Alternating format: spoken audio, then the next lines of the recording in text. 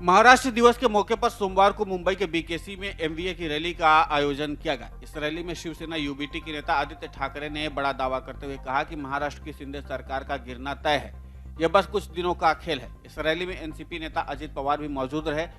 हाल ही में अजित पवार के बीजेपी में जाने की अटकलें तेज हुई हैं, हालांकि वे इन खबरों को खारिज करते रहे हैं। एमवीए की सभा में भी अजित पवार के शामिल होने को लेकर कई तरह के कयास लगाए जा रहे थे। ऐसे में रैली में उनकी मौजूदगी को अहम माना जा रहा है। आदित्य ठाकरे ने आगे कहा कि बीते 10 से 15 सालों में मुंबई का महत्व कम करने की कोशिश की जा रही है। कृषि बाजार उत्पन्न समिति के नतीजे बताने के लिए काफी हैं कि महाराष्ट्र में जनता गद्दारों का साथ नहीं देगी। 70% सीटों पर हमने जीत हासिल की है। उन्होंने बारसू रिफाइनरी के मुद्दे पर कहा कि विकास कार्यों को लेकर के हमारा विरोध नहीं है, लेकिन स्थानीय लोगों की बात सुनी जानी चाहिए। उद्धव ठाकरे गुट के नेता ने कहा कि मेरा कहना है कि रिफाइनरी कोंकण में ही क्यों चाहिए, कोई दूसरा विकल्प क्यों नहीं ढूंढा जा रहा है। उन्होंने हाल में कुछ राज्यों में हुई हिंसा को लेकर के कहा कि हिंसा सिर्फ बिहार, बंगाल और महाराष्ट्र, इन्हीं तीनों राज्यों में ही क्यों देखने को मिली है, इसलिए क्योंकि इन्हीं 3 राज्यों में बदलाव दिखने लगा है। वहीं पूर्व सीएम उद्धव ठाकरे ने चेतावनी दी कि बीजेपी हमें लेकर जिस भाषा का इस्तेमाल कर रही, उसी भाषा में भी हम जवाब देंगे। इसी रैली में अजित पवार ने बीएमसी चुनाव को लेकर के पूछा कि सरकार चुनाव करवाने में क्यों डर रही है। मुंबई महानगर पालिका का बजट देश के कई राज्यों के बजट के समान है।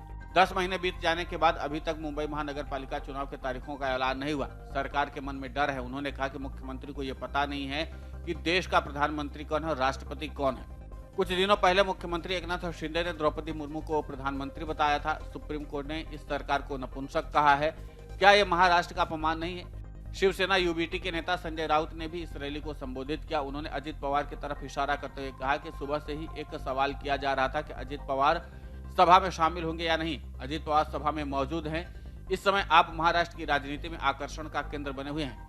दादा बोलेंगे, दादा जीतेंगे। मैं इतना ही कहूंगा कि हम सभी एक साथ हैं। उन्होंने पीएम मोदी के मन की बात के कार्यक्रम को लेकर के कहा कि कल देश में एक और इवेंट हुआ।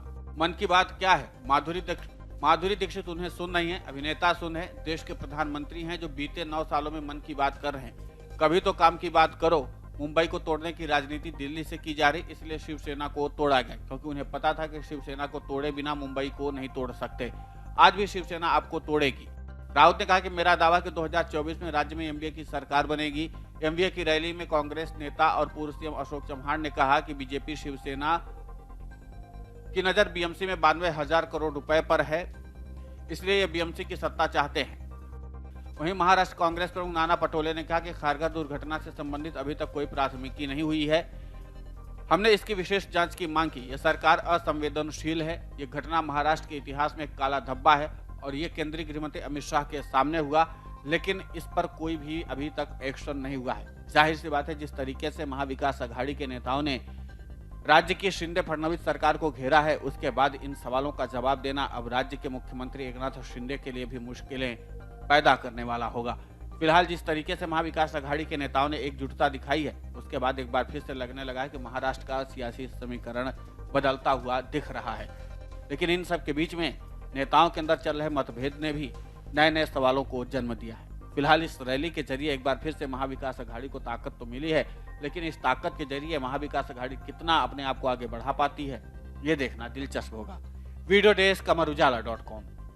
मन से उजाला कर चले, मन से उजाला कर चले, एक अमर उजाला।